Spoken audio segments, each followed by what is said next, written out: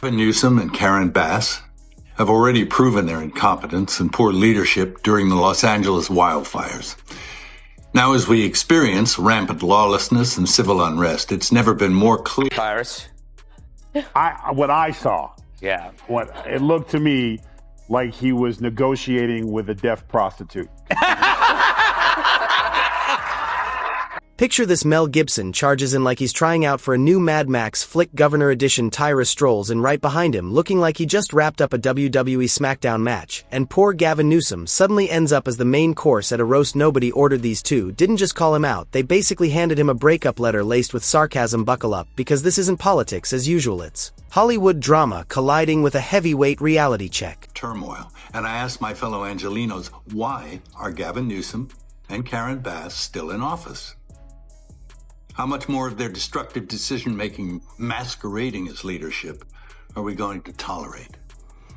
It's time to take back our community and our state and put the power and the privilege in the hands of competent leaders whose goals are to protect us and the way of life this nation. Before we move on, hit that like button and subscribe, because you don't want to miss this one. Mel Gibson has never been the kind of guy to quietly sip tea in the corner. He's the guy who kicks the door open, flips the table, and tells you the tea is poisoned while staring straight into your soul. And now his latest big screen spectacle doesn't feature swords, war paint, or holy men. It features the walking shampoo commercial, otherwise known as Gavin Newsom. I can watch the tape.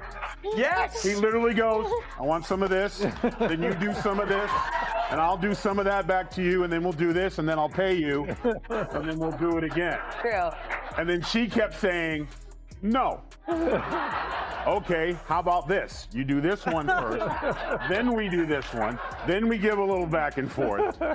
Picture this: Mel Gibson charges in like he's trying out for a new Mad Max flick. Governor Edition Tyra strolls in right behind him looking like he just wrapped up a WWE SmackDown match, and poor Gavin Newsom suddenly ends up as the main course at a roast. Nobody ordered. These two didn't just call him out, they basically handed him a breakup letter dripping with sarcasm. Buckle up, because this isn't politics as usual. It's Hollywood spectacle colliding with a heavyweight reality check. Before we move on, hit that like button and subscribe, because you don't want to miss this one. Mel Gibson has never been the kind of guy to quietly sip tea in the corner. He's the guy who kicks the door open, flips the table, and tells you the tea is poisoned while staring straight into your soul. And now his latest big screen spectacle doesn't feature swords, war paint, or holy men. It features the walking shampoo commercial, otherwise known as Gavin Newsom, California's governor, the man who looks like he was carved from marble by someone who only had access to hair gel and smugness, is apparently being pulled into a storyline. Even Hollywood couldn't script the man. Is built like a refrigerator with opinions, the type who could fold a folding chair just by sitting on it. If Gibson is the chaos grenade, Tyrus is the anvil. Together they've formed a tag team that not only calls out Newsom but does it in a way that leaves him looking like an extra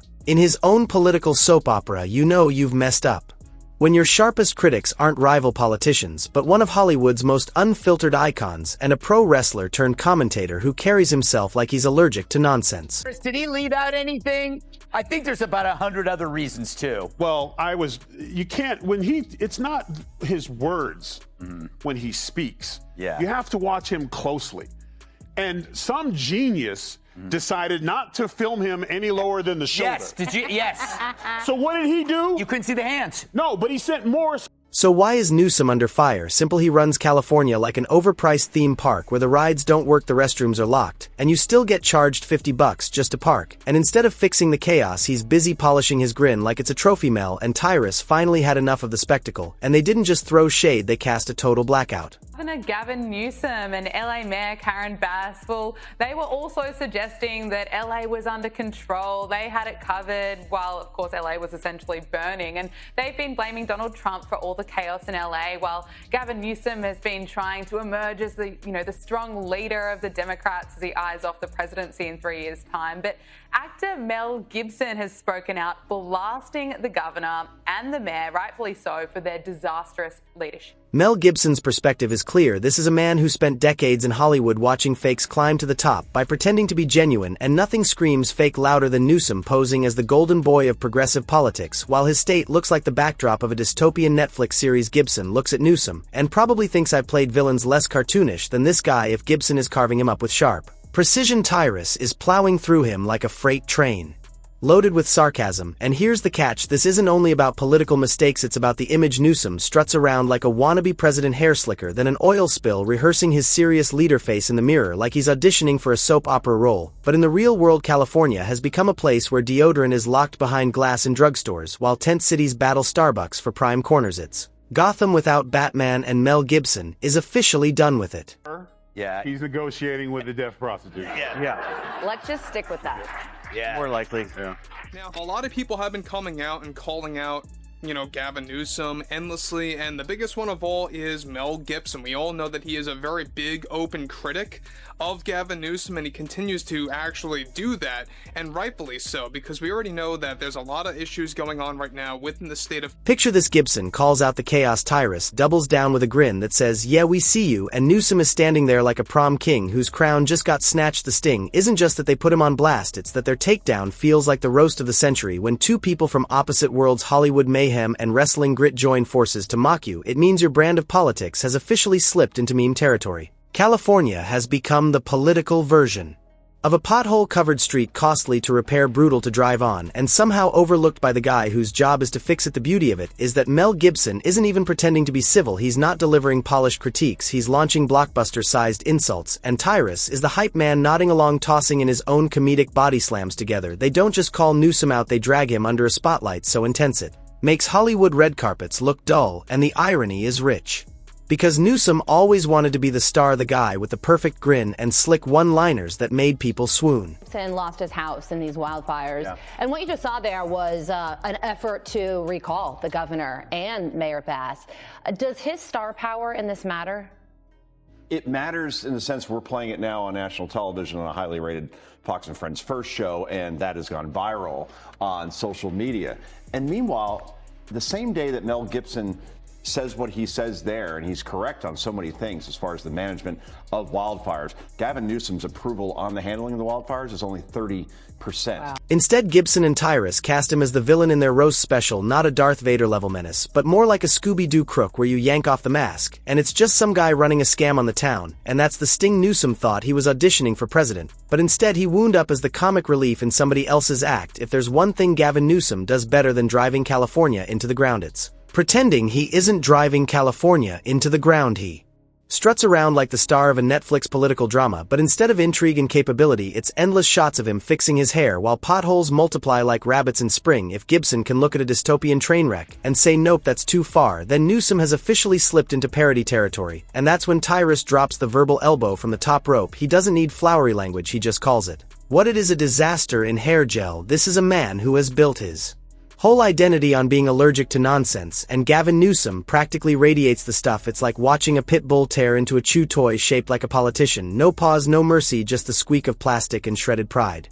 Watch it. Look at the blinking. Blink. Look. Meet me at the house. Like, he's blinking. He's sending. I'm getting there. Hey, just so you know, I'm not wearing pants. Ew.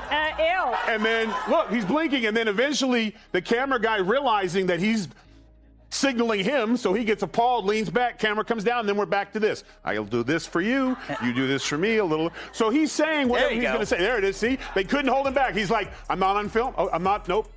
What really makes it hilarious is how Newsom probably assumed he was untouchable in this arena. Politicians usually expect their critics to be other politicians, rival mayors, governors, maybe a late-night host tossing in a weak punchline, but Gibson and Tyrus, that's a whole different weight class. Gibson calls it out with the subtlety of a car exploding in a chase scene, and Tyrus drives the point home, making it clear this isn't just about California, it's about the absurdity of a man who acts ready for the Oval Office while his own state plays out like a survival reality show where nobody wins. California is supposed to be the land of dreams, the movies, the beaches, the glamour, but under Newsom it's turned into a theme park called the Collapse. Free admission if you're homeless, overpriced if you're not, and the only ride working is the one taking people out of the state. Pointing this out isn't only funny, it's brutal, because Gibson has lived inside that Hollywood dream machine long enough to know the difference between a blockbuster and a flop, and right now California isn't even straight to DVD level, it's straight to YouTube fail compilation. The tag team roast hits even harder when you see the contrast. Gibson brings fiery intensity, the kind of energy that makes you think he could grab a sword and charge down the 405. Newsom practically hands them the material like a gift basket, rolling blackout, skyrocketing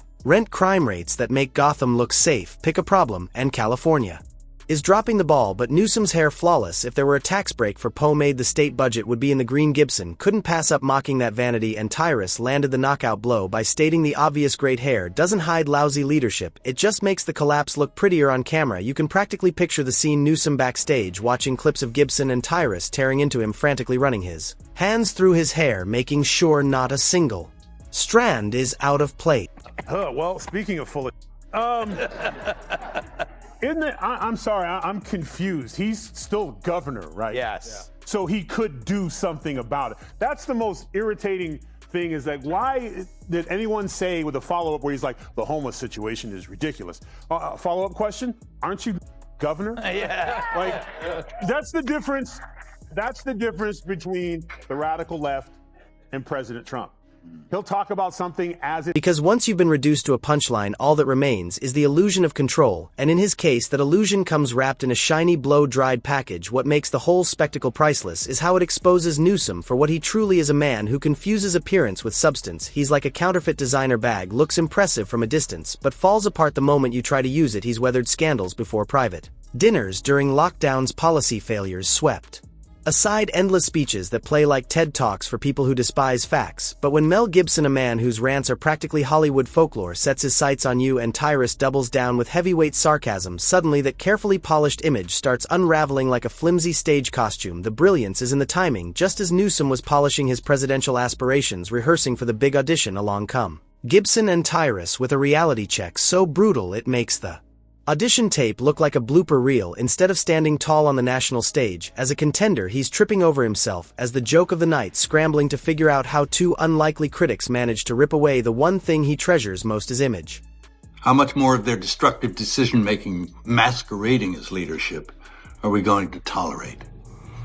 It's time to take back our community and our state and put the power and the privilege in the hands of competent leaders whose goals are to protect us and the way of life this nation was founded upon and promises to offer. That's all. And the humiliation isn't fading anytime soon. Gibson and Tyrus didn't just roast him in passing, they drew up a playbook on how to dismantle the Newsom myth. They proved you don't need long policy papers or endless debates, you just need a sharp tongue, a sense of humor, and the guts to say what everyone else is already thinking. The emperor isn't only without clothes, he's covered in overpriced hair gel and a smug grin, and now the whole world sees it. That's not confidence, it's delusion on steroids. Gibson barely has to put in effort here. He spent decades in Hollywood spotting phonies, reading lines they didn't write, and Newsom's whole campaign persona feels like it was stitched together by a team of marketing interns who decided America's biggest worry was whether a politician's smile could survive a Category 5 hurricane. Gibson watches that and sees a performance so shallow that even bargain bin action flicks have more substance. Meanwhile, Tyrus treats the whole Newsom for president fantasy like it's a comedy sketch. He doesn't just swat it aside, he pile drives it into the mat and stands tall, flexing. He's playing with us. Meet me at my house, you get mine, I get yours, it'll work out. Paul, are they capable of soul searching? It feels like the party itself has no soul. Yeah, I know, they have no soul. You know, it's a really interesting statement. If you just kind of, you can break it in two. He spends the whole first part of that saying, we lost because this. Essentially what he says is, folks, we were on the wrong side of every issue last. To him, the idea of Newsom running the country is like handing the space shuttle keys to the guy who just wrecked the golf cart. Sure, it might be amusing for 5 seconds, but then everyone is bracing for disaster. And let's be honest, his resume is basically a highlight reel of California's biggest failures: homelessness spiraling out of control, crime surging, costs exploding. And the best part is how Newsom reacts to criticism. Instead of fixing problems, he leans harder into the polished smile equals competence routine. It's like watching a kid try to pass a spelling test by writing their name in glitter. Gibson sees right through it, tearing in with the fire of a man who has fought battles on screen and off, while Tyrus calls it exactly what it is: an act, and not even a convincing one, the kind of performance that would get buzzed off America's Got Talent before the second ad break. Now imagine the presidential debates if Newsom actually walked on that stage. On one side, seasoned political brawlers ready for 10 rounds; on the other, Newsom rehearsing his smirk in the mirror, hoping the lighting hits just right. Gibson would compare it to casting a background extra as the lead in an action flick, while Tyrus would flat out call it satire. The timing couldn't be worse for Newsom. He's been carefully staging his image, popping up in swing states, shaking hands, smiling, acting like he's just testing the waters. Gibson's fiery roasts paired with Tyrus's stone-faced smackdowns, that's viral gold. For content creators and a nightmare for a man trying to protect his presidential polish, the kicker is Newsom can't fight back. What's he going to do? Argue with Mel Gibson trade lines with a wrestler. The moment he engages, he loses. If he ignores them, the roast lingers. If he responds, it escalates. Either way, he's trapped, and Gibson and Tyrus know it. They've locked him in a comedy chokehold.